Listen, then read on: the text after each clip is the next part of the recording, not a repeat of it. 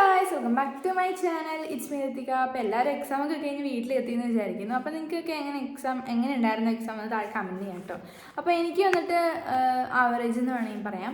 അപ്പോൾ എനിക്ക് പേപ്പർ കൈ കിട്ടിയപ്പോൾ തന്നെ നമുക്ക് എല്ലാവരും ചെയ്യുന്ന പോലെ തന്നെ പാസേജ് ആയിരിക്കും വായിച്ചിട്ടുണ്ടാവും. അപ്പോൾ 1 മുതൽ 5 വരെയുള്ളതും പിന്നെ അതേപോലെ തന്നെ 6 മുതൽ 9 വരെയുള്ള മറ്റേ ബ്ലോ ഇൻ ദ വിൻഡിനെ, പിന്നെ മറ്റേ നമുക്ക് അറിയാത്തൊരു പാസേജ് ഉണ്ടല്ലോ 11 മുതൽ 15 വരെയുള്ളതും, അതേപോലെ തന്നെ മറ്റേ ഹെഡ്ലൈനിൻ്റെ ഒരു പാസേജ് ഉണ്ടല്ലോ, പാസേജ് അല്ല ഹെഡ്ലൈൻ, 26 മുതൽ 30 വരെ. അതായിരുന്നു ഞാൻ ഫസ്റ്റ് വായിച്ചിട്ടുണ്ടായിരുന്നത്. അപ്പോൾ അത് വായിച്ചപ്പോഴത്തേക്കും എനിക്ക് കുറച്ച് ടഫായിരുന്നു, എനിക്കൊന്നും മനസ്സിലായിട്ടുണ്ടായിരുന്നില്ല. അപ്പം ഞാൻ വിചാരിച്ചു അയ്യോ ദൈവമേ പെട്ടോ, ഇത് കുറച്ച് പാടാണല്ലോ. അപ്പം അങ്ങനെ പിന്നെ അത് ഞാൻ അവസാനത്തിലോട്ട് മാറ്റി വെച്ചു. ഈ ആൻസർ ചെയ്തേണ്ട ഈ സംഭവങ്ങളൊക്കെ ഉണ്ടല്ലോ, അപ്പോൾ അത് അവസാനത്തിലോട്ട് മാറ്റി വെച്ചിട്ട് ഫസ്റ്റ് ഞാൻ എഴുതിയത് പോയട്രീന്ന് സമ്മറിയാണ്. അപ്പോൾ ഞാൻ ലൈൻസ് റിട്ടേണിങ് എർലി സ്പ്രിങ്ങും മദർ ടു സണ്ണും ആണ് നോക്കിയിട്ടുണ്ടായിരുന്നത്. ഇത് ചുമ്മാ ഒന്ന് വായിച്ചു നോക്കിയിട്ടുണ്ടായിരുന്നു. അപ്പോൾ അതിൻ്റെ ഓർമ്മയിൽ ഇൻട്രൊഡക്ഷൻ എഴുതി, പിന്നെ ഈ ലൈൻസൊക്കെ വെച്ചിട്ട് ഞാൻ അങ്ങ് ഉണ്ടാക്കി എഴുതി. പിന്നെ ലാസ്റ്റ് മറ്റേ ഫിഗേഴ്സ് ഓഫ് സ്പീച്ചും അതൊക്കെ ഇതിൽ കണ്ടൊക്കെ അങ്ങ് എഴുതി അങ്ങനെ ഉണ്ടാക്കി ഒന്ന് എന്തൊക്കെ കട്ടി എഴുതി. അപ്പോൾ അതങ്ങനെ കഴിഞ്ഞു. അടുത്ത പിന്നെ മറ്റേ പാസേജാണ്, അത് അവസാനത്തിലോട്ട് നമ്മൾ എഴുതി. പിന്നെ മറ്റേ 7 മാർക്കിൻ്റെ ക്വസ്റ്റ്യൻ ആണ്, ഇതിലേതെങ്കിലും ഒരെണ്ണം സെലക്ട് ചെയ്യാൻ. അപ്പോൾ റൈറ്റപ്പും റിവ്യൂ ആയിരുന്നു വന്നിട്ടുണ്ടായിരുന്നത്. ഞാൻ റിവ്യൂ ആണ് എഴുതിയത്, മറ്റേ നെവർ നെസ്റ്റിൻ്റെ. മറ്റേ ദ ബെസ്റ്റ് ഇൻവെസ്റ്റ്മെൻറ്റ് എവർ എനിക്ക് കുറച്ച് അറിയെങ്കിലും എനിക്ക് നെവർ നെസ്റ്റ് കുറച്ചും കൂടെ അറിയായിരുന്നു. അപ്പോൾ 7 മാർക്കിൻ്റെ ആയത് നമുക്ക് കുറേ എഴുതണമല്ലോ, അപ്പോൾ എന്നാലും മാർക്ക് കിട്ടുള്ളൂ. അപ്പോൾ ഞാൻ വിചാരിച്ചു റിവ്യൂ എഴുതാണ്. അപ്പോൾ അത് എഴുതി. ഒരു 2 പേജ്, പിന്നെ നമുക്കറിയാലോ ചെറിയ ഇതാണല്ലോ, അപ്പോൾ 2 പേജ് എഴുതി. 2 പേജ് മീൻസ് ഒരെണ്ണത്തിൻ്റെ അപ്പുറം ഇപ്പുറം അങ്ങനെ എഴുതി. പിന്നെന്ന് പറയുമ്പോഴത്തേക്കും ആൻസർ എനി 2 ഓഫ് ഫോളോയിങ് 5 മാർക്കിൻ്റെ ആണ്. അതിൽ ഡയറി എൻട്രിയും പിന്നെ നോട്ടീസും അതേപോലെ തന്നെ 5 ക്വസ്റ്റ്യൻസിൻ്റെ ആ സംഭവങ്ങളാണ് വന്നിട്ടുണ്ടായിരുന്നത്. ഞാൻ എഴുതിയെന്ന് പറഞ്ഞാൽ ഡയറിയും മറ്റേ 5 ക്വസ്റ്റ്യൻസും ആയിരുന്നു.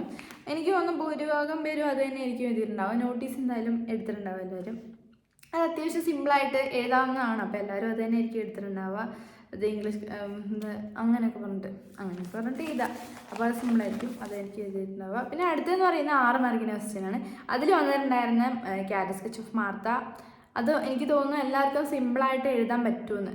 മറ്റേ സ്കോളർഷിപ്പ് ജാക്കറ്റിൻ്റെ ആ കാര്യങ്ങളും പിന്നെ മാർത്തേൻ്റെ എക്സ്പീരിയൻസും ആ സംഭവങ്ങളൊക്കെ വെച്ചിട്ട് എനിക്ക് തോന്നുന്നു കൂടുതൽ പേര് മാർത്തേൻ്റെ ക്യാരറ്റ് സ്കെച്ച് എടുത്ത് എഴുതിയിട്ടുണ്ടാവും. അത് അത്യാവശ്യം സിമ്പിളായിരുന്നു തോന്നുന്നു. പിന്നെ നാരേറ്റീവും ന്യൂസ് റിപ്പോർട്ടും ആയിരുന്നു. അപ്പോൾ ഞാൻ എഴുതി. പിന്നെ സ്പീച്ചും ഉണ്ടായിരുന്നു കേട്ടോ. എനിക്ക് തോന്നുന്നില്ല സ്പീച്ച് അങ്ങനെ കുറേ പേര് എഴുതുന്നു. അപ്പം ഞാൻ എഴുതിയെന്ന് പറയുന്നത് ക്യാരറ്റ് സ്കെച്ച് ഓഫ് മാർത്തി, പിന്നെ നറേറ്റീവാണ് മറ്റേ സ്നേക്ക് ആൻഡ് മിറർ. അപ്പോൾ അതിൻ്റെ നമുക്ക് സമ്മറി പഠിച്ചൊക്കെ വെച്ചിട്ട് അത് നറേറ്റ് ചെയ്തു. അപ്പോൾ ആ 2 സാധനങ്ങളാണ് 6 മാർക്കിൻ്റെ ഞാൻ എഴുതിയിട്ടുണ്ടായിരുന്നത്. പിന്നെ അടുത്തത് നമ്മുടെ പ്രൊഫൈലാണ്. പ്രൊഫൈൽ എന്ന് പറയുമ്പോഴത്തേക്കും ഞാൻ വിചാരിച്ചു ലെഫ്റ്റ് സൈഡിലുള്ളതൊക്കെ നമുക്ക് കുറച്ച് ടഫായിട്ടുള്ള തരുമെന്ന്. പക്ഷേ നമുക്ക് പരിചയമുള്ള കാര്യങ്ങളാട്ടോ. ഫുൾ നെയിം, പിന്നെ famous as, notable works include, awards, പിന്നെ അസോസിയേറ്റഡ് മൂവ്മെൻറ്റ് എന്ന് പറഞ്ഞിട്ട് അതെങ്ങനെ എഴുതണം എന്നുള്ളൊരു കൺഫ്യൂഷൻ ഉണ്ടായിരുന്നു. പിന്നെ റെഡിയായി.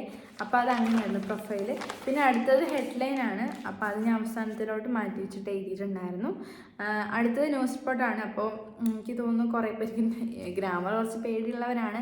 അപ്പോൾ അതേപോലെ തന്നെ എനിക്കും റിപ്പോർട്ടർ സ്പീച്ചൊക്കെ എങ്ങനെയാവുമെന്ന് പേടിയുണ്ടായിരുന്നു. അപ്പോൾ നമ്മൾ വിചാരിച്ച പോലെ അത്ര ഒന്നും ടഫായിട്ടില്ല. നമുക്ക് നോർമലി എങ്ങനെയാണോ തരാറ് അതേപോലെയാണ്. അപ്പോൾ ഞാൻ എഴുതിയിട്ടുണ്ടായിരുന്നു, ശരിയാണോന്നും അറിയില്ല.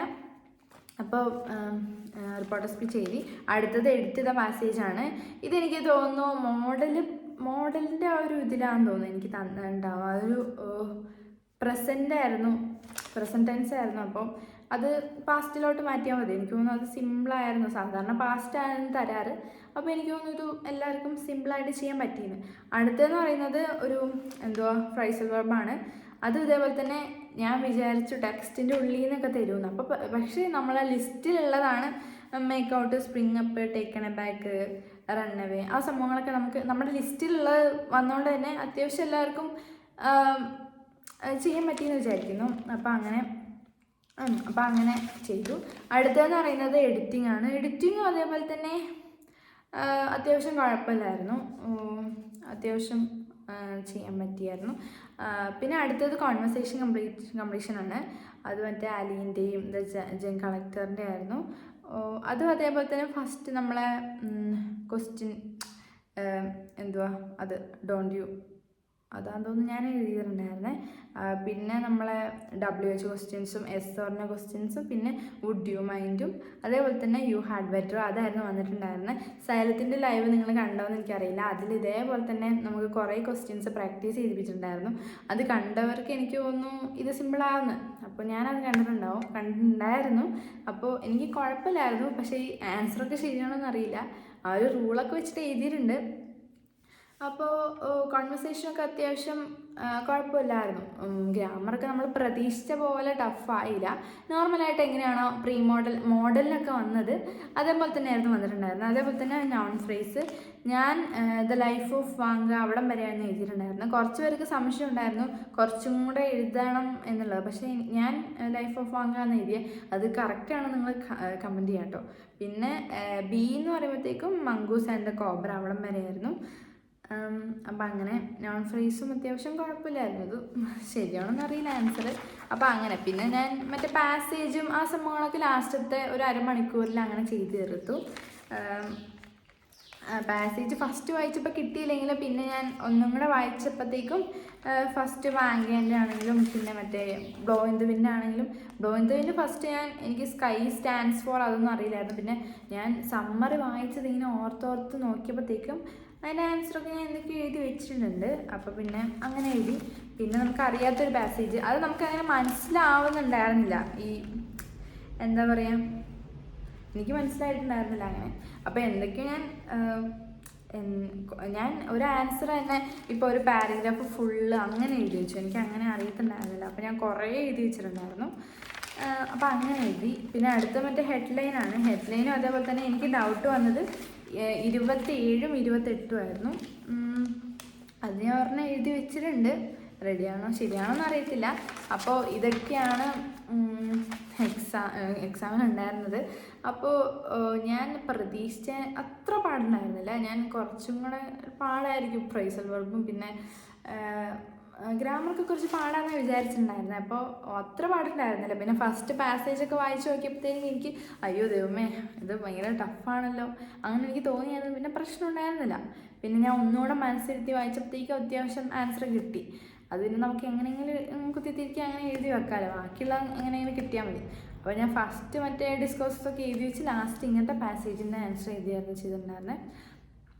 ഡിസ്കോഴ്സസ് എഴുതി കഴിഞ്ഞിട്ട് ഞാൻ ഗ്രാമർ നോക്കി. എന്നിട്ട് പാസേജിൻ്റെ അവസാനത്തെ മിനിറ്റിൽ ഞാൻ പെട്ടെന്ന് ബ്ലോ ഇൻ ദ വിൻഡിൻ്റെ മറ്റേ ആ സംഭവങ്ങളൊക്കെ ഞാൻ ലാസ്റ്റ് മിനിറ്റിൽ പെട്ടെന്ന് എഴുതി തീർക്കുകയാണ് ചെയ്തിട്ടുണ്ടായിരുന്നത്. അപ്പോൾ അങ്ങനെയായിരുന്നു. അപ്പോൾ കുഴപ്പമില്ലായിരുന്നു. അത്യാവശ്യം മാർക്ക് കിട്ടുമായിരിക്കും എനിക്കറിയില്ല. അപ്പോൾ നിങ്ങൾക്കൊക്കെ എങ്ങനെ ഉണ്ടെന്ന് താഴെ കമൻറ്റ് ചെയ്യാം കേട്ടോ. അപ്പോൾ A+ ഒക്കെ കിട്ടുമോ അങ്ങനെയൊക്കെ പറയാം കേട്ടോ. അപ്പോൾ എത്ര ഉള്ളൂ ഇന്നത്തെ വീഡിയോ.